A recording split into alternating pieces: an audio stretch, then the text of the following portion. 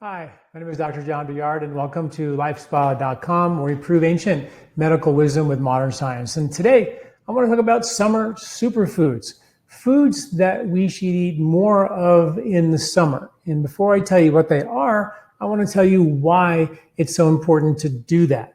I have a whole list of summer superfoods that we publish every month of the year for free. I'll talk more about that, and I'll get you that information in just a minute. But let's think about what's so important about the summer. The digestive system is actually weaker in the summer than it is in the winter. Think winter, nuts, seeds, grains, more meat, because you have to hunt because there's nothing growing, right? So this is a time of the year where the digestive system is in fact stronger. And in the summertime, the food is cooked on the vine, and it's easy for us to digest. These foods are not heated up in an oven or cooked, and therefore we don't have to cook them internally or increase internal heat. So the summer foods have a cooling effect on us, and therefore help us dissipate heat. And maybe in an evolutionary sense, that was important to help us not be overwhelmed by the heat and be able to dissipate and handle heat in our life. So summertime is a time where we have cooling foods, and it is easier to digest foods. The studies show that, number one, our gut bugs should change from winter to summer to spring, which is really interesting. But also they found studies that they change in a specific way, right? That in the summertime we have the microbes to be able to digest more carbohydrates and starches. In fact, amylase, which is an enzyme that was made just for starch, that we acquired about 2 million years ago, is more in our body in the fall when those starches, nuts, seeds, grains, legumes, things like that are harvested. But in the wintertime, the microbes in humans change dramatically. When these are humans living off the land, living connected to the local farmers, like the Mennonite farmers, they did studies with them, and their gut bugs in the winter were for hard, dense fibers, like what you might find in nuts or in heavier, hard to dense fibers, which aren't the leafy greens of summer. So we have a much stronger digestive system, and even the parasympathetic digestive activating nervous system increases in the winter and is a little bit less in the summer as well. Things I talked about in my Eat Wheat book, all about understanding the circadian rhythms of how we should digest. So what does that mean for the foods we eat? If in the summertime we're eating barbecue and spicy food, and foods that are very acidic, like coffee and wine and beer in excess, right? And not getting enough of those in-season vegetables, we will become more acidic. And in the summer, if you're hot and you're eating more acidic foods, it could become a hot problem where we start to accumulate heat in our body and become overheated or have rashes or become irritable or get occasional heartburn. Things like that can begin to happen. In Ayurveda, there's a thing called thermal accumulation. It's actually a science thing too. At the end of the summer, there's an accumulation of heat. So we know the summer is hot, and we know that at the end of summer, it's hotter. And we know that nature figured this out a long time ago and said, okay, I'm going to give you a whole bunch of superfoods, cooling foods in the summer so you don't get overheated. Because if you get overheated, that heat can build up in your stomach, causing occasional heartburn. It can continue to go up into the respiratory tract and dry out your respiratory tract, making you more vulnerable to end of seasons things like hay fever. Remember, the hay is the reactive mucus production from the dry, irritating heat. And the fever is just the feeling of the heat itself. It's a really appropriate term for what people oftentimes feel at the end of the summer. So there's this accumulating heat that can bring a lot of heat into the digestion unnecessarily, but also it can pull, Ayurveda says it pulls the vata out of the intestinal tract, and instead of the energy of elimination going down, it can go up and cause summer occasional constipation, summer-based occasional heartburn. Oftentimes because we're eating too many of these hot, spicy foods, acidic foods, coffee, wine, beer, even fermented foods, are lactic acid fermentation, which is an acidic process that preserves foods, vegetables generally for the winter when it's cold. We could use that heat. But in the summer, too much of those fermented foods can actually become overheating. So it's sort of understanding the logic of the circadian rhythms. And then finally, you have a situation where in the summertime it's hot and dry, think of a desert. In the wintertime it's cold and dry, think of dry sinuses in the winter and your skin drying out in the winter. So nature took care of the excess heat by saying, we're going to give you cooling foods all summer long, and then we're going to give you winter to neutralize any excess heat that may be lingering. So we're covered in terms of getting overheated. The dryness, on the other hand, though, we don't have a plan for that. We have hot and dry in the summer, hot and cold and dry in the winter. And what accumulates is dryness. As we age, we become dry. Our skin dries out. We shrivel.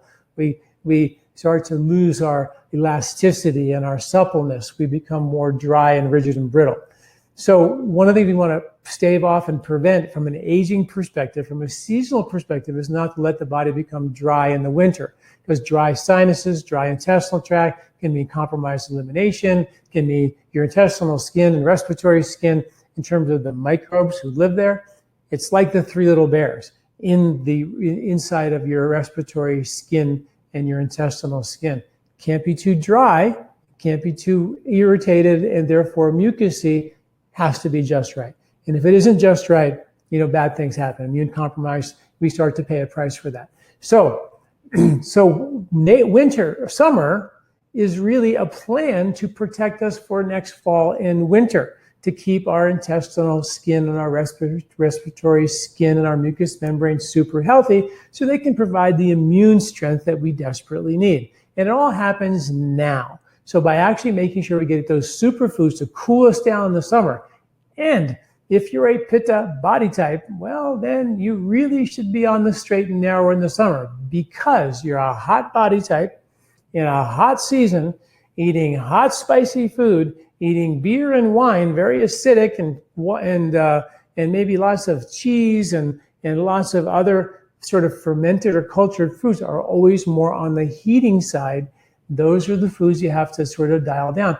And you can do that in moderation, but you got to therefore increase the dose of the superfoods, which we're going to talk about today. And you can get a much more thorough list of the superfoods I'm going to talk about right now in the article associated with this is coming out very soon about the summer superfoods.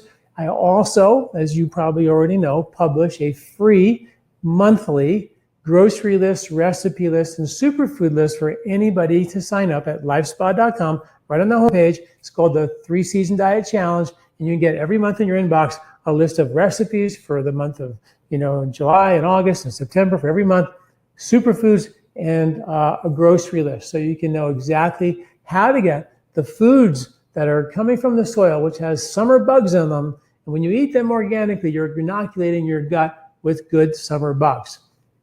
Remember the deer story, where they did a study with deer, and they found that deer eat bark in the winter, and they have microbes for bark in the winter. They have also different microbes for leaves in the summer. But if they gave the bark to the deer in the summer, where they had the wrong seasonal microbes, it could cause such a level of indigestion, it could kill the deer. So when you realize that deer can die when they eat out of season, and we just do it without any idea that it's a real thing or a thing, this needs to change.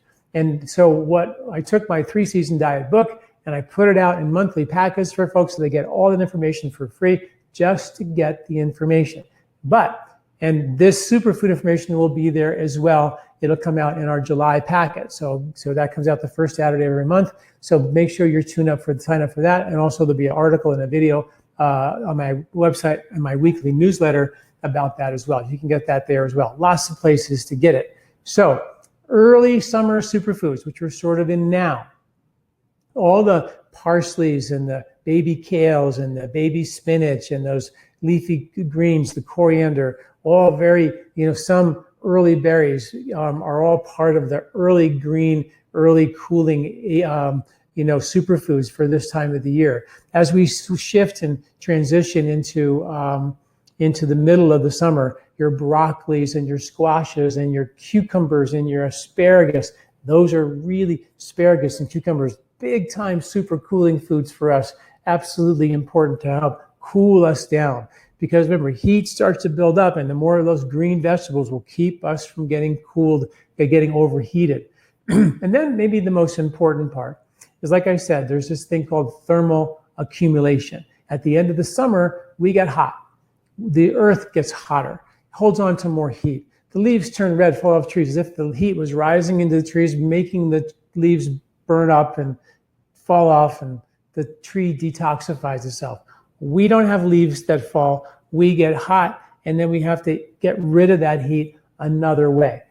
Think about this. A baby who gets a fever usually, almost always, gets diarrhea. Diarrhea is the body's way of getting rid of heat. So at the end of the summer, nature made sure that we had plenty of diarrhea-provoking, purgation-provoking foods like apples. If you walk in the Northeast or the Northwest where they grow apples, and one apple tree will feed a family or more with apples with enough pectin to give you the fiber to give you that loose purgation effect. So the folks in Northwest and Northeast walk around with loose bowel movements for the month of September and October at the end of the hot season to purgate that heat out of the body. So those are the superfoods for the end of the summer. And they're really good any time in the summer, by the way, because they are cooling, but you don't want to miss out that end of season superfood purgation to get the body moving, which is why we do our Colorado cleanses and our short home cleanses and stuff to purgate the heat out of the body at the end of the summer, which is really important. So apples, big time superfoods. Watermelons, they have natural diuretics. So you eliminate and get down moving through urination that way. Dandelions come back. They're also in the spring, but they also come back at the end of the summer in a big way. Pomegranates, one of my favorites. They're bitter, they're sweet, and they're astringent. And those are the three tastes that bring pitta, bring fire, back to cool the body down and lower and reduce the heat in the body. Sweet, which are all your sweet fruits, which are into the summer. Astringent, like apples, and bitter. Don't get the sweetest fruit. Try to get those bitter apples that are astringent and bitter and sweet all at the same time. And boom, you've got a home run in terms of cooling yourself down. Pomegranates are in that category. Cranberries are in that category. A handful of things that have some of the end of summer berries are in that category. So lots of foods. Cucumbers are in that category in a big way. So those are your superfoods. You can get more information about what we should eat and when we should eat it this summer. But the key here is that eating these foods now is not just to keep you cool, which is important, but it's keeping your mucous membranes in your gut and your respiratory tract and on your skin on the outside healthy. So next fall and winter, you're protected. All right, that's it for now. Talk to you next week. Thanks for listening. I'm Dr. John Douillard.